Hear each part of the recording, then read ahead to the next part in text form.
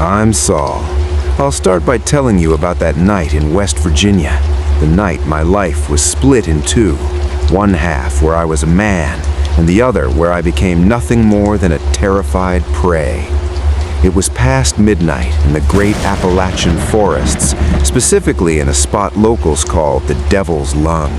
The weather wasn't just bad, it felt like a dark omen. Fog crawled through the ancient tree trunks like the breath of a giant beast stalking my cabin. Thunder shook the dilapidated wooden walls, not just a rumble, but muffled screams coming from the depths of a pitch-black sky. I stood by my window, that thin pane of glass being the only thing separating me from the brutality outside, trembling with every lightning strike that hit the distant peaks. The cabin was groaning. The old wood made sounds like bones cracking. I watched the fog swallow the forest, covering the cypress and oak trees that looked like giant human limbs reaching for the sky in the dark. The smell of rain mixed with damp earth cut through the cracks, a scent like a freshly opened grave. And in the middle of that terrifying silence, broken only by thunder, the unthinkable happened. Suddenly, the darkness of the forest was pierced by powerful, cold, white lights. Two black Tahoes tore through the dust and mud, slamming to a halt right in front of my porch. The headlights cut off, but the engines kept humming with a low growl like a predator's snarl. Three men stepped out. They didn't look like anyone you'd see in these deserted parts. They wore formal black suits, provocatively sharp amidst the mud. Earpieces glinted in their ears, and their sidearms were visible under their jackets, clearly meant to intimidate, not just protect. They knocked. It wasn't a request, it was a command. I opened the door, and the forest chill rushed in, bringing the scent of strangers with it. They walked in uninvited, their eyes scanning every corner as if looking for incriminating evidence before asking for help. Their leader, a man with features carved from stone and ice, said in a gravelly voice, "Saul, we need your expertise in the Valley of the Forgotten. A military cargo plane went down a few hours ago. We want the black box, and time isn't on our side." I looked at them. Mystery dripped from their words. Why would the FBI need an old tracker like me for a technical recovery? I had a gut feeling this box didn't hold engine data. It held something that would change the face of destiny. I reluctantly agreed. The guns glinting on their hips didn't leave much room for debate. I grabbed my gear, and we headed into the heart of the Devil's Lung, where something awaited us that their organized civilian minds never expected, and neither did mine. We ventured deep into the woods. The further we got from the cabin, the denser the trees became, as if the forest was closing the doors behind us. I walked in the lead, feeling the muddy ground, while the three men followed with heavy, labored steps that didn't fit the rhythm of the woods. The silence was haunting. No birds, no wind, just the rustle of their black suits and the thud of their boots. "Stop," I said in a sharp whisper. Their hearts skipped a beat, and one of them drew his weapon instantly. I pointed my flashlight at a massive oak trunk. It wasn't plain wreckage, it was a warning. A mountain animal's skull hung by strings of dried intestines, next to a deep mark carved into the wood, the mark of the fierce tribe. These are the forgotten, humans who abandoned humanity centuries ago, living in caves, showing no mercy to anyone who treads on their land. Tension rose among the FBI agents. They traded anxious glances, hands never leaving their holsters. One of them asked in a shaky voice, "Are they here?" referring to the tribe. I didn't answer. Instead, I slid my light down the tree to reveal a torn military boot with a human foot still inside, severed with surgical brutality. The foot belonged to a crew member of the downed plane. The mystery began to unmask a bitter truth. The plane didn't crash because of a malfunction, and the tribe didn't attack by chance. I realized then that I wasn't with protectors of the law. I was with moving targets. As we moved through a narrow pass between the rocks, I heard it, Not a human voice, not a roar, but a sharp, long whistling from every direction. The tribe had us surrounded. The FBI agents started firing blindly into the dark. The muzzle flashes briefly revealed shadows moving with lightning speed between the trees. "Don't fire! You're calling them to us!" I screamed, but terror had taken hold of them. In the chaos, I spotted the corner of the black box glinting under a mangled wing a few yards away. But the shock wasn't the box. It was the man standing over it. He was a tribesman, covered in coal and blood paint, holding a military knife taken from a soldier. He didn't look at me. He looked at the FBI agents with a toothless grin, a grin that said the hunt had just begun. Right then, in the peak of this horror, the leader turned to me. I saw a glint of betrayal in his eyes I'd never seen before. He leveled his gun at me and said, "Saul, once we have that box, we won't need a witness to what's inside." In that split second, the sounds collided. The thunder, the tribe's whistling, and the FBI's threat. I was caught in a triangle of certain death. The forest I once called home had become my open grave. Sensory details hit me all at once. The cold mud under my boots, the smell of gunpowder polluting the mountain air, and the breath of men intending to kill me. I asked myself, what is in that box that makes a government kill its own people and a tribe crawl out of its holes? I didn't have time to think. The first poisoned arrow pierced the night air and buried itself in the shoulder of Stevens, one of the men in black suits. The real massacre, one I will never forget, and the Valley of the Forgotten will never forget, had begun. The poisoned arrow in Stevens' shoulder was the starting whistle for a slaughterhouse I've never seen the likes of. Stevens dropped to his knees, not just from pain, but because the venom was working with terrifying speed. I saw the veins in his neck bulge like balloons and turn black in seconds under my light. Leader Miller, who was aiming at me, didn't hesitate. He put a bullet in Stevens' head to end his suffering. Or maybe to make sure he wouldn't talk if the tribe captured him. "Move," Miller barked, pulling a small handheld radar from his pocket. The device emitted sharp, rapid beep, beep, beep. The box's military frequency is pinging from inside that mine. They dragged it in. That's when the chess pieces started moving in my head. The tribe didn't steal the box to hide it. They used it as tech bait to lure us into a confined area where their instincts outperformed our bullets. We rushed toward the opening of the Mine of Lost Hope. The third agent, Marcus, the silent explosives expert who hadn't said a word since we got in the car, was covering our rear with his automatic rifle. We entered the tunnel, met by the overpowering stench of sulfur and rot.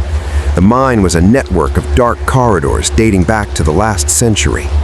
As we ran through a narrow passage, Marcus suddenly tripped over an old wire rigged brilliantly just inches off the ground, a primitive but lethal trap. Before Marcus even hit the ground, something dropped from the dark ceiling, moving with a speed no normal human could possess.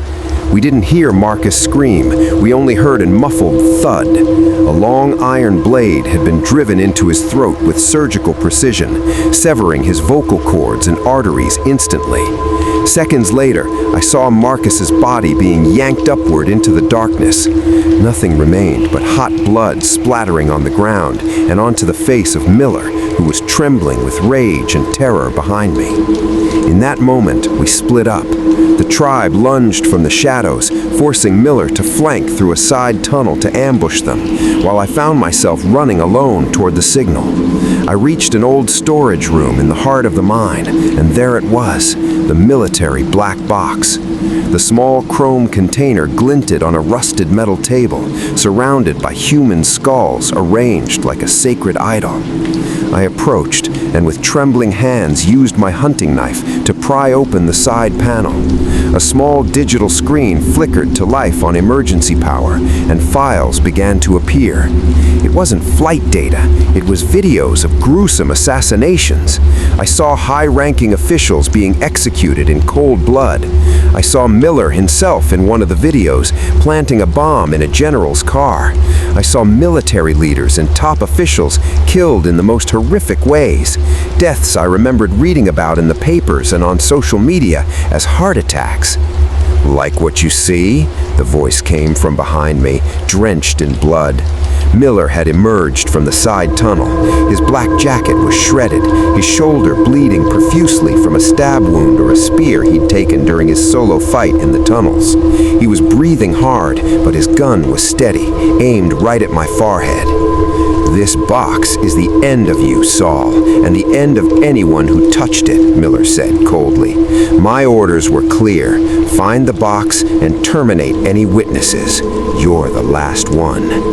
At that moment, a tribesman lunged from behind Miller. He spun and fired, and in that second of chaos, I tackled him with everything I had.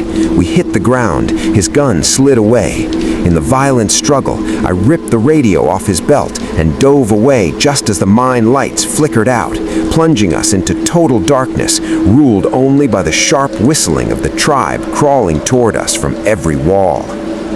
The darkness in the depths of the mine wasn't just an absence of light. It was a thick substance that choked your breath. I left Miller to fight the tribe's ghosts in the storage room and crawled through a narrow pipe reeking of ancient death. I clutched the black box in one hand, while the other felt the cold walls shaking with every thunderclap outside. The radio I snatched from Miller began to hiss, a sound from hell. "Target is still mobile. Repeat, sweep the entire area. Leave no one alive in the valley." That was the FBI headquarters, the voice of the organized killers who sent Miller. I realized then that I wasn't just being hunted by primitive monsters, but by a state that had decided to erase me from existence. Miraculously, I found an exit leading to Raven's Cliff. I burst into the open air, but it wasn't fresh. It was thick with the smell of gunpowder and mud. Under the flashes of lightning, I saw a sight that stopped my heart. Hundreds, no, thousands of tribesmen were standing on the rocks surrounding the cliff. They weren't screaming, they were making that collective whistling that made my bones shiver. They formed a human circle around the mountain peak, and in the center of that circle was me. Suddenly, the sky split open with the roar of Black Hawk helicopters. Massive spotlights dropped from the sky, sweeping the cliff with blinding white light. I saw commandos sliding down ropes like black spiders. The war had begun. Bullets began mowed down the tribe, and the tribe lunged at the soldiers with unbelievable brutality, tearing flesh with bare hands and dragging soldiers over the edge into the abyss. I ran toward the edge of the towering cliff, where the Snake River flowed below like a giant black serpent waiting for its prey. Suddenly, Miller appeared. He hadn't died in the mine. He was crawling behind me, his face completely mangled, his right eye nothing but a bloody hole, but he was still holding his gun with demonic skill. "Saul," he croaked my name through a shattered throat. "The box doesn't leave this place. The secret stays buried in Appalachia." I looked at him, then at the box in my hand. I flipped the safety cover and slammed the emergency broadcast button. I screamed into the built-in mic with everything I had left. "I'm Saul, Ranger of Sector 44. In this box are the records of Operation Eagle Shadow. The names are..." Before I could say the first name, I felt the heat of a bullet tearing through my shoulder. I collapsed to my knees right at the edge of the abyss. Miller stumbled closer, leveling his gun at my forehead. He smiled bitterly, but right behind him, I saw the tribe leader rise from the darkness like the spirit of the mountain. The leader drove his glass spear through Miller's chest from behind, and in that moment, I lost my balance. I fell backwards into the void. I hit the freezing river water with a force that made my bones scream, and I felt a total darkness swallow me whole. For seconds, I thought this was the end, that the secret would die with me at the bottom of the Snake River, but the forest doesn't let go of its prey that easily. I woke up 2 days later nighter in a damp cave, my body wrapped in primitive bandages from herbs and animal hides. I wasn't a monster, and I hadn't turned into a machine. I was still Saul, but I was completely broken. The man who saved me was the tribe leader, who had also survived the helicopter fire. He sat before me, watching me with tired human eyes worn out by years of hiding from a world that knows no mercy. I lost my voice, not because of some magical transformation, but because Miller's last bullet didn't just hit my shoulder. A fragment of it hit my throat and shredded my vocal cords. I'm writing this story now on old journal pages from my bag, recording it via a voice recorder taken from a dead soldier, piecing words together from previous recordings. I'm telling you what happened because I'm the only survivor who knows the truth. The black box didn't sink. The tribe recovered it, and they're holding on to it now, not as a treasure, but as a hostage. I realized this tribe isn't evil. They're people who chose to flee the corruption of the world I saw in those videos. They chose silence because in the world of Miller and his kind, speaking always leads to death. I live among them now, watching the forest borders. I no longer trust people in black suits. And now, sitting in the gloom of the cave, I hear the helicopters circling in the distance. They're looking for me, looking for the box, but they'll never find us because we've become part of the terrain itself. I am Saul, and this was my final confession before I burn these pages and vanish into the fog forever.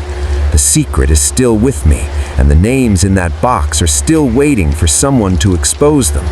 But is the world truly ready to hear the truth that cost me my voice and my life?